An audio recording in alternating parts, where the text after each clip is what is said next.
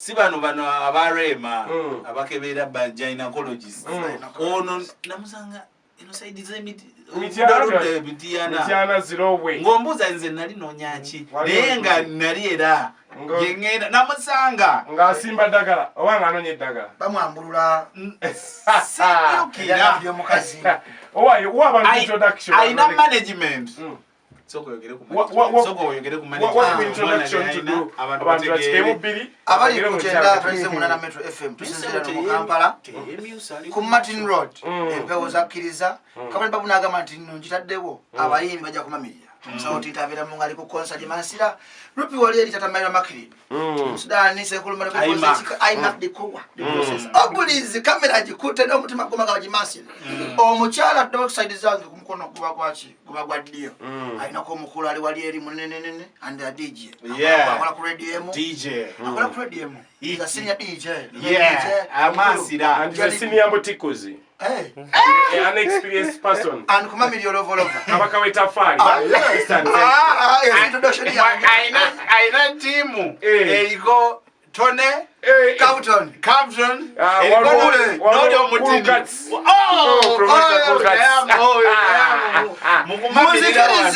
omuchala aina obwala yesizo obwala bajja ngaja for interview semanyi eyo obwala buli clean engalo kyekyo tafu wataba mbuno bayamwe aina otumatutono smile mwemine mbuwase munene wagulu smile ye mwenda ino munene bwebutu nedda enyindo sesho ne bek eri kwalali siacheze Nsamusam amaso gali kwalali gala gatafu watabo adenimite yekubya ali plain era what kadress code kali katya nanti nzijja yanywa amata yamamirira mu kimu ama follow je kando wansi woto gamba mama tambula abasekade baba namanya ku status wange walabyo kinatadde natadde misibuti aka obugambo yogere linyali abantu bategeera bali mukuti amanyo gali kyekyo melo skin muzikirize skin tekuli simanya gundi susu simanya gundi taina mugaba ante yeko ya mizimu muzikirize ku 90.8 Metro FM the top 10 show saa mpaka saa mwenda makubi ko muchagala the beautiful Tasha Bantu Tasha Bantu soko beze ku bantu awaliza Metro FM ndiri dobosi Tasha Bantu ndi wano naze kubalaga chiche chenina wadage nokogera olulimi lwewa nange andi soko babuze mu lwewa walize mu lwewa abantu mwese muri ku Metro FM amazina yanjye nje Tasha Bantu ndi umuhanzi oli munyarwanda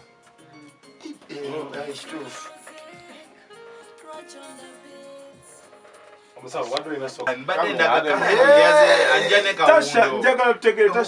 Tasha Bantu yani basically omuntu akutegera kuliza for the very first time description yo igwani Tasha Bantu ni mchana muyembe oli mchana muyimbi mufumbo si mufumbo naye nga tanonya akasemba yako sikagadde akayimbira banga kitasha emyaka 2 nyimba tulina meka tunanya so buli mwaka nyimba 2 single album buli mwaka yimba nyimba ze alinga Juliana stress teri kupapa single album singles mumbera yo kutambula endongo emyaka 2 abasajja bani abateze engalo kyekiganya asaba nagaba basi basanze Ora rupi aseka ero banga ina kamanyi azali chega basaba nagaba mundonge banga base emyaka 2 ejo oyimba emyaka 2 omuntu asobola okuyimba waliwo abategudde emyezi 2 mwezi gumu fresh dali na negolooza tekiganye golooza atinza ode kinagala nerooza kyeki kyaganya okuyisaawo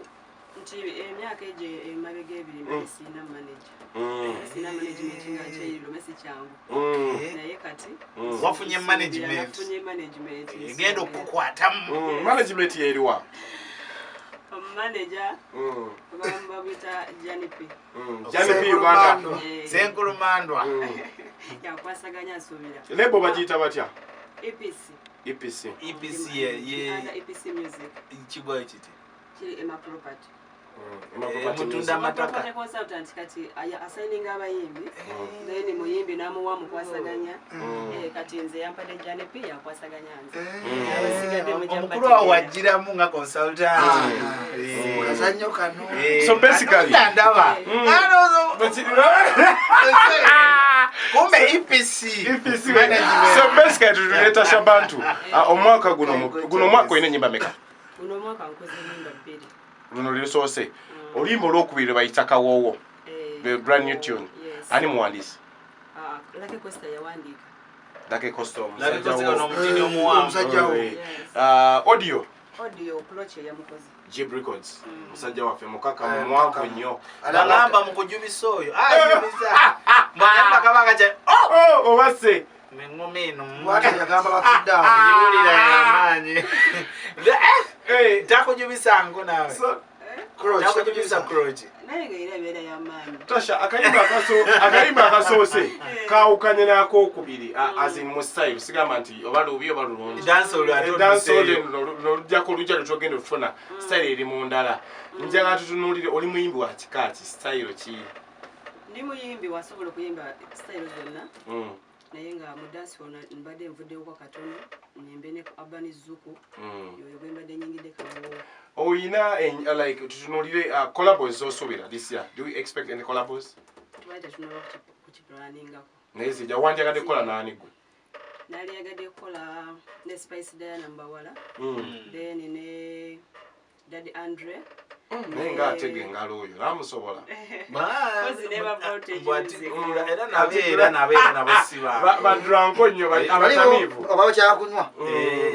omutegeza EPC bawa kyakunywa nze mutadde oba oyinayo ku masimu ga 23 kasoke tupremiering oluyimba luno tell us about Kawowo banange kayimba kange kapya nga tunabakuge abantu tunakuze ennyimba zibayimba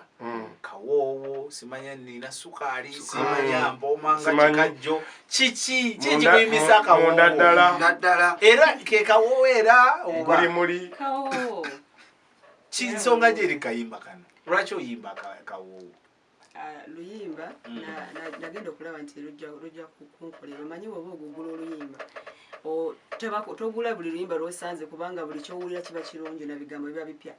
naye nawe oluwulira nti lulungi ate tayito yetunda oluyimba naye nga embeera gye tulira mu kayimba era yembeera gyeriwo amaaso gali innocent omwana n'emimwa omanyi waliwo emimwa gyotunuulira nga giri extraordinary era nsaasira EPC management simanyi oba tekwatamu naye weba tekwatamu bali kubanga bali mu kutya omukisa bakuba mu Sudan katufuna akayimba kanutudde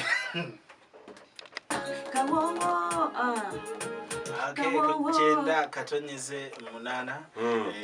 mchala muwulidde Tasha Bantu obadde ko mu industry wano for some time those 2 years abantu bakulabye buzibu kivuga nti banange byaddala endonge neganye badde eganye teba kuba EPC kituufu kyo ekiba kiganye nti tosobola kwekwasaganya wekka kubanga ewantu we music mugazi nnyo mbadde sisobola wetaga promoter wetaga kubivulu biti byonna kyekibadde kimenya connection eno singa tewali muyimbi singa okola mulimu ki tewali era nalina okuba omuyimbi mulimu ki gwegomba singa toli muyimbi goga nti mara okuyimba nina ebirala byenneekolerako kuba omanyi mu kibuga tulina okukola ate okuyimba sente zirwawo kiyinza okugaanamu okujja esimu ayinza okugaana ogikubira amangu emikolo n'ebivulu consultant nakola buli kimu consultant Jane P byonna nabikola n'esimu neerwawo okutuuka n'ogamba bannaye kankoleko kino nali yagadde kola boutique kubeera njiyina gyenkolamu okay not satu mwenda 285 sa mwenda 9 koyinza okuyita gwe ayagala okwogera ne Tasha oba oyagala okumubuuza ekibuzo kyonna tumulina waneeno Metro Famalo hello wanji taata webalikuliza man